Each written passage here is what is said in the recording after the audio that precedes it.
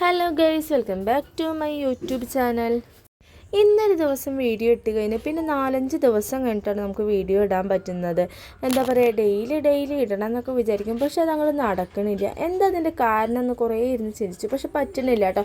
എന്താ പറയുക, ചില ടൈമിൽ നമുക്ക് ടൈം കിട്ടാത്തതിൻ്റെ പ്രശ്നം, അതുപോലെ എഡിറ്റ് ചെയ്യുമ്പോൾ ചിലപ്പോൾ കുറച്ച് നേരം എഡിറ്റ് ചെയ്താൽ പിന്നെ വേറെ എന്തെങ്കിലും തിരക്കിലേക്ക് പോകും, അപ്പോൾ പിന്നെ അത് പെൻഡിങ് ആവും. അങ്ങനെ ഓരോ ദിവസം നീളാണ്. ചില ടൈമിൽ ചിന്തിക്കാറുണ്ട്, ഒരു 3-4 ദിവസമായിട്ടും വീഡിയോ ഇടാൻ പറ്റാത്ത അവസ്ഥയൊക്കെ വരുമ്പോൾ ചിലപ്പോൾ ഞാൻ അങ്ങനെ ആലോചിക്കും, ഇനി വീഡിയോ വേണ്ടത് നിർത്തിയാലോ, യൂട്യൂബ് ചാനലിൽ നിർത്തിയാലോ എന്നൊക്കെ ചിന്തിക്കാറുണ്ട്. പക്ഷേ അത്രയും ആഗ്രഹിച്ച് കുറച്ച് കഷ്ടപ്പെട്ടിട്ട് തന്നെയാണ് ഈ ചാനൽ ഞാൻ തുടങ്ങിയിട്ടുള്ളത്. ഒരുപാട് പേരുടെ കുത്തുവാക്കുകൾ ഇപ്പോഴും ഒരുപാട് പേര് നമ്മുടെ ഫാമിലിയിൽ തന്നെ നെഗറ്റീവ് പറയുന്നവരുണ്ട്. അപ്പോൾ അവരത് പറഞ്ഞുകൊണ്ട് തന്നെയാണ് ഞാനിപ്പോഴും മുന്നോട്ട് പോകുന്നത്. അത്ര ഇഷ്ടം കൊണ്ട് തന്നെയാണ് ഈ ഒരു ചാനൽ മുന്നോട്ട് പോകുന്നത്. ചില ടൈമിൽ അപ്പോഴത്തെ ആ ഒരു സാഹചര്യം കൊണ്ടാണ് നമ്മൾ നിർത്തണം എന്ന് ചിന്തിക്കുന്നത്. പക്ഷേ എന്താ പറയുക, നിർത്താൻ ഒരിക്കലും തോന്നുന്നില്ല. അതുകൊണ്ട് തന്നെ ഡെയിലി അല്ലെങ്കിൽ എപ്പോഴേലൊക്കെ ഷോർട്സ് വീഡിയോ ഇടാൻ ശ്രമിക്കാറുണ്ട്.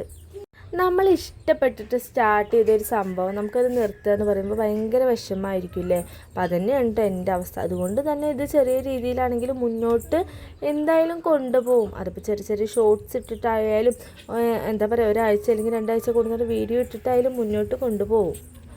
അതെൻ്റെ വലിയൊരു ആഗ്രഹമാണ്. ഇന്നല്ലെങ്കിൽ നാളെ ഈ നെഗറ്റീവ് പറയുന്നവരെ കൊണ്ട് തിരുത്തി പറയിക്കണം. എന്താ പറയുക, ഇതിന്ന് വലിയൊരു എമൗണ്ട് അങ്ങനെയൊന്നും പ്രതീക്ഷിച്ചിട്ടില്ല, എന്നാൽ പോലും ചെറിയൊരു ഏണിങ്സ് ഞാൻ പ്രതീക്ഷിക്കുന്നുണ്ട്. എൻ്റെ ഈ ചാനൽ ഏകദേശം ഹാഫ് മോണിറ്റൈസേഷൻ ആയിട്ടുണ്ടായിരുന്നു. അതായത് നമ്മൾ കഴിഞ്ഞ വർഷം ഓണത്തിനാണ് കേട്ടോ ഈ ചാനൽ തുടങ്ങിയിട്ടുണ്ടായിരുന്നു. അപ്പോൾ ഈ ഒരു വർഷം കഴിഞ്ഞിട്ടുണ്ട്. അപ്പോൾ എന്താ പറയുക, നമ്മുടെ വാച്ച് അവർ കുറയാനുള്ള കാരണം ഞാൻ തന്നെയാണ്. ഡെയിലി വീഡിയോസ് ഇട്ടുകൊണ്ടിരിക്കുമ്പോൾ അത്യാവശ്യം വാച്ച് അവർ കയറിയിട്ട് ഹാഫ് മോണിറ്റൈസേഷൻ ആയി. പക്ഷേ ഇതിൻ്റെ ഇടയിൽ ആഴ്ചയിലോ അല്ലെങ്കിൽ 2 ആഴ്ച കൂടുതൽ അങ്ങനെയൊക്കെ വീഡിയോസ് ഇട്ടപ്പോൾ നല്ല പോലെ വീഡിയോസ് കുറഞ്ഞിട്ടുണ്ടായിരുന്നു. അപ്പോൾ അതിനൊപ്പം തന്നെ വ്യൂസും കുറഞ്ഞു കേട്ടോ. അപ്പോൾ അതുകൊണ്ട് തന്നെ നമ്മുടെ കഴിഞ്ഞ കൊല്ലത്തെ വീഡിയോസ് ഈ വർഷം അതേ ടൈം ആകുമ്പോൾ വാച്ച് അവർ കുറയുന്നുണ്ട്. അപ്പോൾ അങ്ങനെ അത്യാവശ്യം വാച്ച് അവർ കുറഞ്ഞു കിട്ടപ്പോൾ നമ്മുടെ ആ ഒരു ഇടുന്ന വീഡിയോസിനൊക്കെ വ്യൂസും കയറുന്നില്ല. അതിൻ്റെ ഒപ്പം തന്നെ വാച്ച് അവറും കുറഞ്ഞു പോയപ്പോൾ എന്താ പറയുക, സത്യം പറഞ്ഞാൽ ഭയങ്കര വിഷമമായിട്ടുണ്ടായിരുന്നു. ആ ഒരു ടൈമിലാണ് കേട്ടോ നമ്മുടെ യൂട്യൂബ് ചാനൽ നിർത്തണം എന്ന് തോന്നിയിട്ടുണ്ടായിരുന്നത്. ഇപ്പോൾ ഞാൻ വീണ്ടും വീഡിയോ അങ്ങനെ ഡെയിലി ഇടാൻ വേണ്ടി സ്റ്റാർട്ട് ചെയ്തെന്ന് വെച്ചാൽ ഇപ്പോൾ 2-3 ദിവസം മുന്നേ ഞാനൊരു വീഡിയോ കണ്ടിട്ടുണ്ടായിരുന്നു. അവരിപ്പോൾ ഒരു വർഷം ഏകദേശം ആയിട്ടേ ഉള്ളൂ. അപ്പോൾ ഒരു മോണിറ്റൈസേഷനായി. സാധാരണ നമ്മുടെ അതേപോലെ തന്നെ 700-800 ചില വീഡിയോയ്ക്ക് 1K അങ്ങനെയൊക്കെ വ്യൂസ് അല്ലോ കേട്ടോ. പക്ഷേ ഡെയിലി അവർ വീഡിയോ ഇടുന്നുണ്ട്. അതുകൊണ്ട് തന്നെ അവർ മോണിറ്റൈസേഷൻ ആയിട്ടുണ്ട്. ആ ഒരു വീഡിയോ കണ്ട സത്യം പറഞ്ഞാൽ എനിക്കൊരു ഇൻസ്പിറേഷൻ ആയിരുന്നു. നമ്മൾ ചെയ്യുന്ന ആത്മാർത്ഥയ്ക്ക് നമുക്ക് എന്തായാലും ഫലം കിട്ടും. നമ്മൾ ഡെയിലി വീഡിയോസ് ഇട്ടുകൊണ്ടിരുന്നാൽ നമുക്ക് അതിന് എന്തായാലും സക്സസ് ആവും. അപ്പോൾ ഇതാ പറഞ്ഞ് എവിടേക്കോ എന്തൊക്കെയോ എത്തിയിട്ടുണ്ടല്ലേ.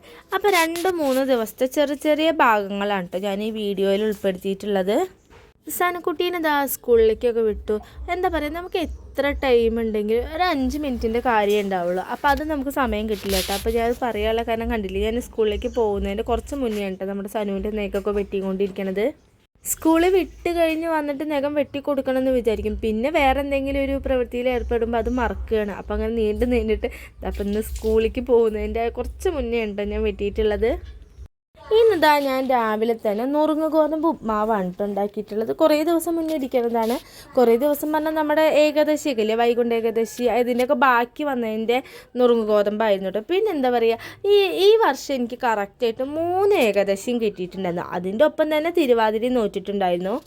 ഇന്ന് ഞാനിതാ വെയിറ്റ് നോക്കിയപ്പോൾ 3-4 കിലോ വെയിറ്റ് ഗെയിൻ ചെയ്തിട്ടുണ്ടായിരുന്നു. അപ്പോൾ ഞാൻ തന്നെ വിചാരിച്ചു ഇനി എന്തായാലും വെയിറ്റ് ലോസ് സ്റ്റാർട്ട് ചെയ്യുക. അപ്പോൾ അതുകൊണ്ട് തന്നെ ഇന്ന് ഗ്രീൻ ടീ കുടിച്ച് അതിന് ശേഷം നമ്മുടെ ബ്രെഡിൽ കുക്കുംബർ അരിഞ്ഞ് ചേർത്തിട്ട് സാലഡ് പോലെ കഴിക്കുകയാണ് കേട്ടോ ചെയ്തത്. ബർഗർ പോലെ അങ്ങനെ ആ ഒരു രീതിയിൽ കഴിക്കുകയാണ് കേട്ടോ ചെയ്തത്. അപ്പോൾ ഞാൻ നുറുങ്ങ് ഗോതമ്പ് ഉപ്മാവ് ഉണ്ടാക്കി വെച്ചിട്ട് ഇപ്പോൾ വന്നിട്ട് കഴിക്കുക എന്നുള്ള രീതിയിലാണ്. അപ്പോൾ അച്ഛനും അമ്മയും ആ ഗോതമ്പ് ഉപ്മാവാണ് കേട്ടോ കഴിച്ചിട്ടുള്ളത്. അതൊക്കെ കഴിഞ്ഞ് ഞാൻ നേരെ ചേലക്കരയ്ക്ക് വന്നു. നമ്മളിപ്പോൾ പുതുതായിട്ട് കുറേ ബഡ്ഡുകൾ ചെയ്യുന്നുണ്ട്. ഇപ്പോൾ ചെയ്യുന്നത് ഫുള്ള് ചകിരിച്ചോറിലാണ് കേട്ടോ. അപ്പോൾ ചകിരിച്ചോറിൽ ചെയ്യുന്ന പ്രോസസ്സിങ് ആയിരുന്നു നിങ്ങൾ കണ്ടിട്ടുണ്ടായിരുന്നത്. സാനക്കുട്ടിക്ക് സ്കൂൾ വിട്ട് വന്നപ്പോൾ ബിരിയാണി തിന്നണം എന്നൊരാഗ്രഹം. അപ്പോൾ ഞാനിതാ ബിരിയാണി ഉണ്ടാക്കുകയുണ്ട്. അപ്പോൾ എന്തുകൊണ്ടാണെന്ന് നോക്കി നോക്കും നിങ്ങൾ. വെള്ളേ വേണ്ട മഞ്ഞ വേണ്ട, വെള്ളച്ചോറാണോ വേണ്ട മഞ്ഞ കളറാണോ വേണ്ടതെന്ന്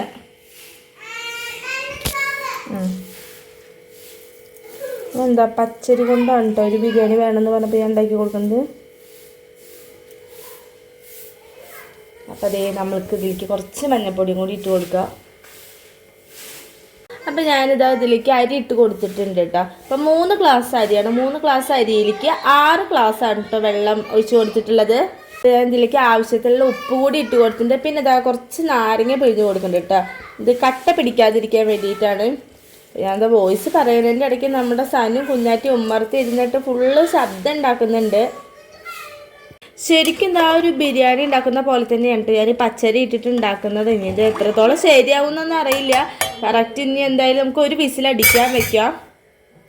പെട്ട ഞാൻ ഓൾറെഡി ഞാനൊരു 10 രൂപയുടെ പാക്കറ്റ് വാങ്ങി വെച്ചതാണ്. അവർ പെട്ടെന്ന് പറഞ്ഞപ്പോൾ അതുകൊണ്ടാണ് ഉണ്ടാക്കാൻ പറ്റിയത്. നമ്മുടെ കയ്യിൽ മല്ലിച്ചപ്പോ അതുപോലെ ഡാൽഡേ മറ്റേ നെയ്യോ ഒന്നുമില്ല കേട്ടോ. സാധാരണ വെളിച്ചെണ്ണയിലാണ് ഉണ്ടാക്കാൻ പോകുന്നത്. അപ്പം പെട്ടെന്ന് അവർ പറഞ്ഞപ്പോൾ ഒരു തട്ടിക്കുട്ടി ബിരിയാണിയാണ്. മല്ലിച്ചപ്പൊക്കെ ഉണ്ടെങ്കിൽ ഒന്നും കൂടി ടേസ്റ്റ് ആയിരിക്കും.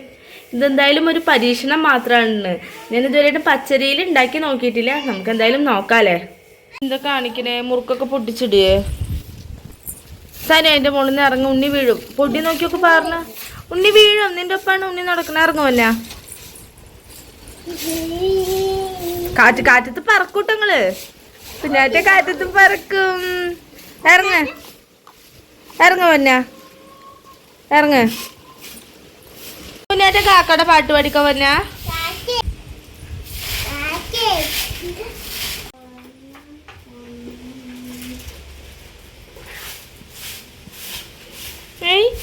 കണ്ണോണ്ട് എങ്ങനെ കണ്ണടിക്കുക കുട്ടി? അയ്യോ എങ്ങനെ കണ്ടില്ല അമ്മ കണ്ടില്ല. എങ്ങനെ എങ്ങനെ എങ്ങനെ കാണിക്കുക?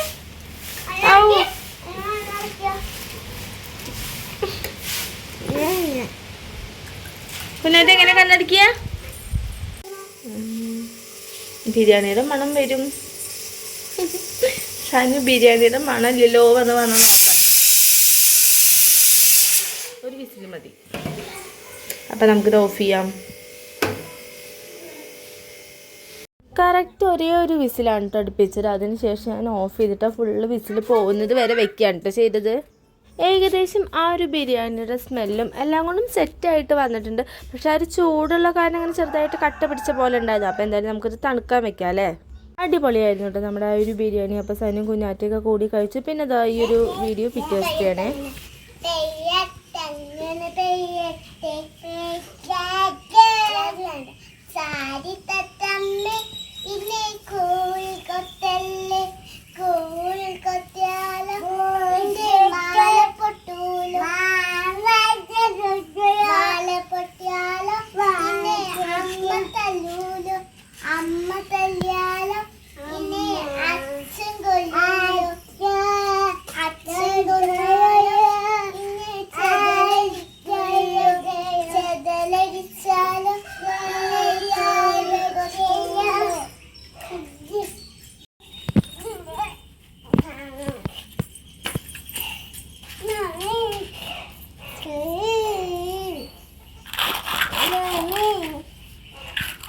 എന്താ ചെയ്യണ സനിയോ?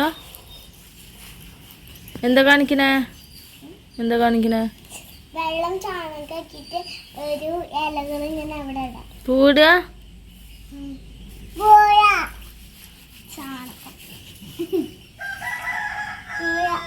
കുഞ്ഞാറ്റ ഡ്രസ്സിലൊന്നും ആക്കണ്ട.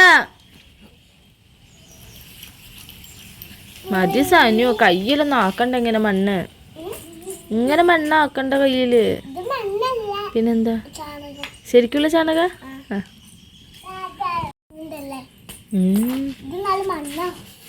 മണ്ണിൽ വല്ലാണ്ട് കളിക്കണ്ട പിന്നെ. അതെ കുഞ്ഞാറ്റ കൈ നോക്കട്ടെ. കൈയൊക്കെ സോപ്പിട്ട് കഴുകിയിട്ട് കയറിയാൽ മതി കേട്ടാ. ചേച്ചി മണ്ണായിക്ക നോക്ക്.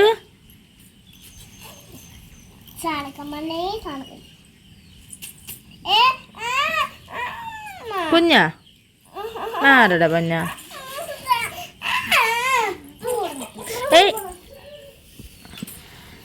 അവസാനം 2 പേരും കൂടി തല്ലൂടല്ലോ പൊന്ന.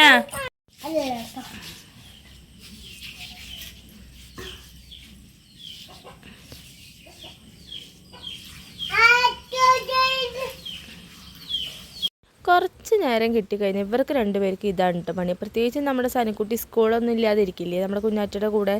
അപ്പോൾ ഇവർക്ക് ഈ മണ്ണിൽ കളിക്കുകയാണ് പണി. പിന്നെ പ്രത്യേകിച്ച് നമ്മൾ പുറത്തേക്കൊന്നും അങ്ങനെ പോവാറില്ല കേട്ടോ. അപ്പോൾ വീടിൻ്റെ ഉമ്മറത്ത് തന്നെ കളിക്കുകയാണ് ചെയ്യാറുള്ളത്.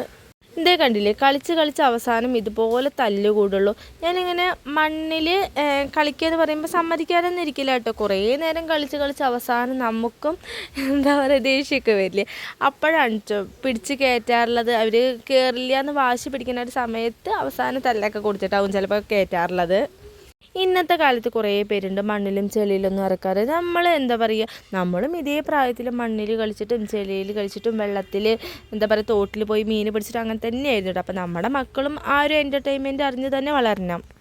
നമ്മുടെ ആ ഒരു പഴയ കാലം കുട്ടിക്കാലാണല്ലേ നമുക്ക് മറക്കാൻ പറ്റാത്ത അനുഭവങ്ങളുള്ളത്. അപ്പം അതുപോലെ തന്നെ ഇവർക്കും എന്താ പറയുക, ഇവർക്ക് സത്യം പറഞ്ഞാൽ ഒരുപാട് കളികളായാലും ആ ഒരു നമ്മുടെ പഴയ തനിമ തന്നെ നഷ്ടപ്പെട്ടിരിക്കുന്നു.